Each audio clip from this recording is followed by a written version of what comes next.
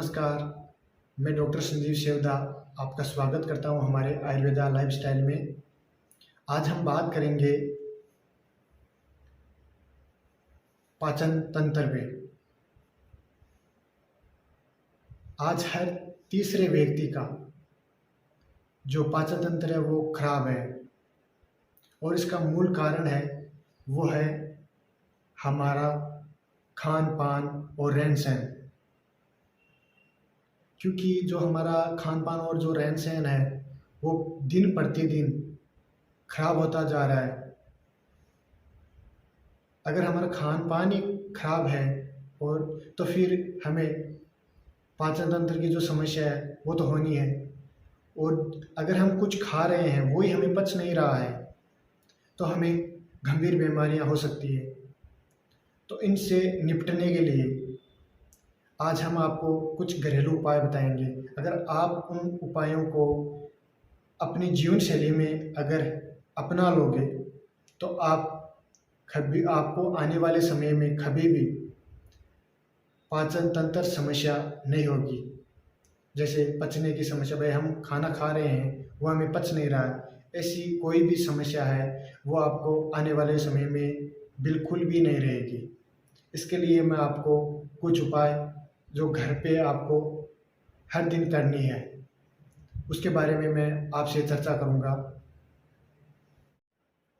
पहला उपाय है वो ये है कि हमें सुबह उठते ही 1 गिलास गुनगुने पानी का पीना चाहिए ताकि हमारी आंतों की सफाई अच्छे से हो जाए। जो दूसरा उपाय है वो ये है कि हमें हर रोज़ 30 मिनट योग करना चाहिए, क्योंकि खाने को अच्छे पाचन के लिए और हमारा जो शरीर है वो पूरे दिन ऊर्जावान रहे तो हमें दिन की शुरुआत योग से करनी चाहिए। जो तीसरा उपाय है वो ये है कि हमें नाश्ते में फल या दलिया लेना चाहिए, क्योंकि ये हल्का भोजन होता है इसलिए ये पचने में कम समय लेता है।